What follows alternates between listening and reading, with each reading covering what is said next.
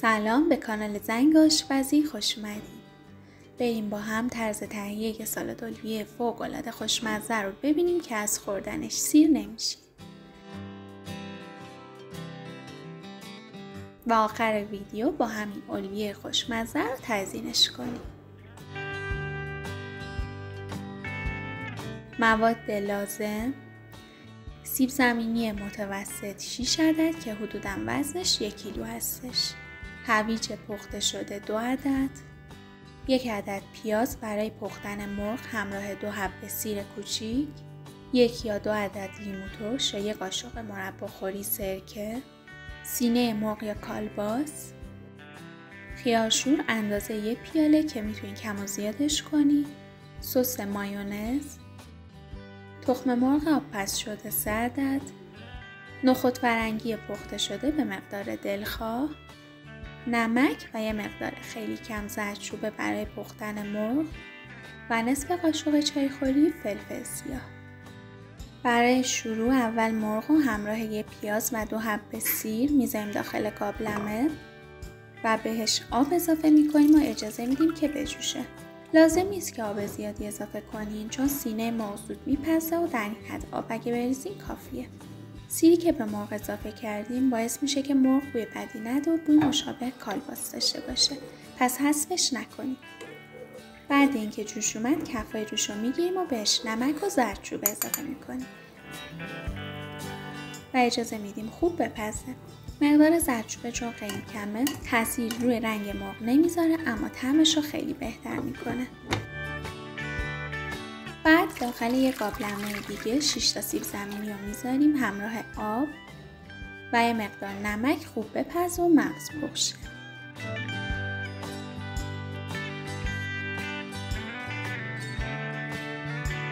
بعد اینکه سیب زمینی ها خوب پختن اجازه بدین از داغی بیفتن و بعد تا سیب زمینی ها گرمن سیب زمینی ها رو بکوبین تا کاملا له شن و یه دست و صاف شن، چون اگه سیب زمینی ها سرشن له کردنشون سخت میشه. حالا سیب زمینی های له شده رو میذاریم کنار تا سرشن و میریم سراغ بقیه موادمون.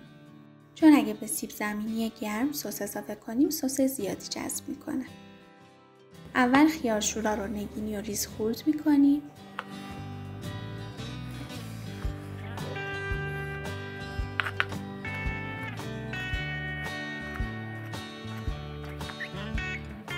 خب این از خیارشورا. حالا هویجای پخته شده رو نگینی ریز خورد میکنیم. من از 2 تا هویج استفاده میکنم و هویجا رو کامل نپختم که خیلی نرم شن و له شن سریع. هویجم بیشتر از 2 تا استفاده نمیکنم چون باعث میشه که سالادمون شیرین شه و طعمش تغییر کنه. خب اینم از هویجای نگینی خورد شده. حالا سینه مرغ پخته شده رو با چنگال یا دست ریش ریش میکنیم.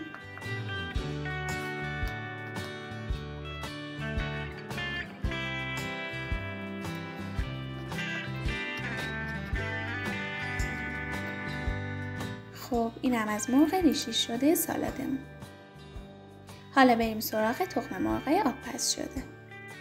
3 تا تخم مرغ رنده میکنیم.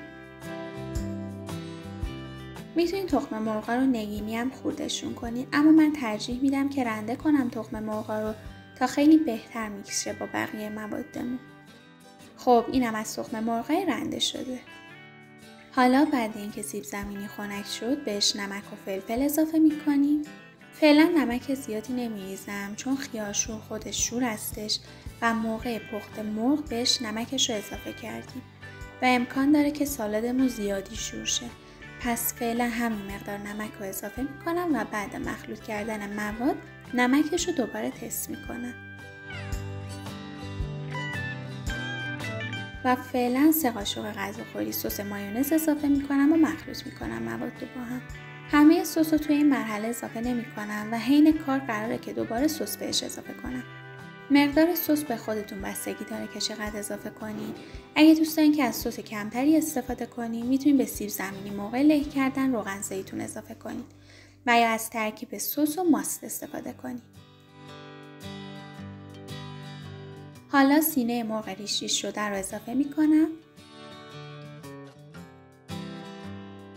آب لیمو اضافه میکنم میتونید از آب لیموی بیشتری هم استفاده کنین و یا به جای آب لیمو از سرکه استفاده کنین. کاملا سلیقه‌ایه. مواد رو مخلوط میکنم. اگه مخلوط کردن مواد براتون سخته یا مقدار زیادی دارین سالاد درست میکنین، میتونین با دست موادتون رو راحت مخلوط کنین. حالا تخم مرغ رنده شده رو اضافه میکنم و خیارشور نگینی خورد شده رو.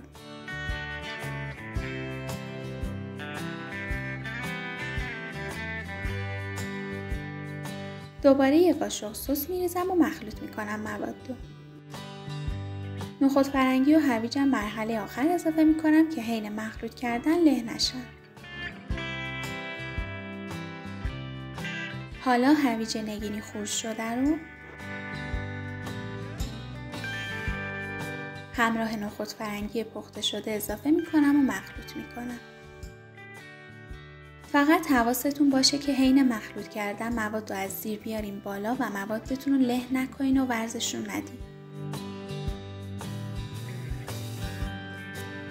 من دوباره یه مقدار سس اضافه میکنم توی این مرحله و مزه سالادم رو تست میکنم که اگه نمکش یا سسش کم بود دوباره بهش اضافه کنم. خب الان همه مواد خوب با هم مخلوط شدن و سالادمون یه دست شده و به نظر من مزه‌ش عالیه. حالا داخل یک قالب کیک یا یک کاسه آب اسپری میکنم و با یک کیسه فریزر روی قالبم رو کاور میکنم و از الویه میریزم داخل قالب. همه الویه رو یکباره نریزین داخل قالب. اول یه لایه بریزین و با قاشق داخل قالب فشردش کنین تا شکل قالب رو بگیره و بعد بقیه مواد رو کم کم به همین شکل اضافه کنین.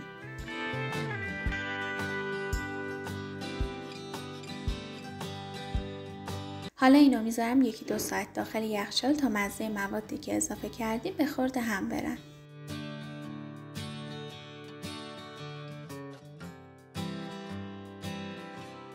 خب بعد حدوداً 1 ساعت از قالب خارج میکنیم و تزیینش میکنیم.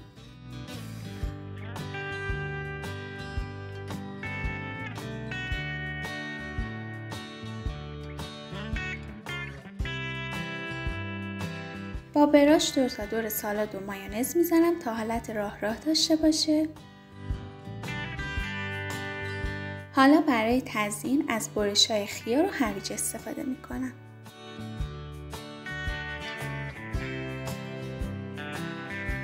روی سالادم سس مایونز میزنم.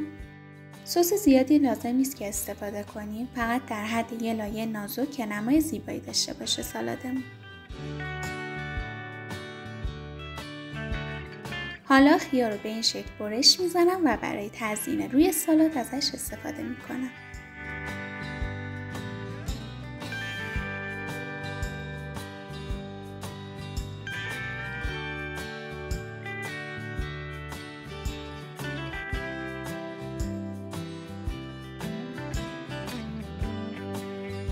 اینم از سالاد الویه زیبا و خوشمزه ما.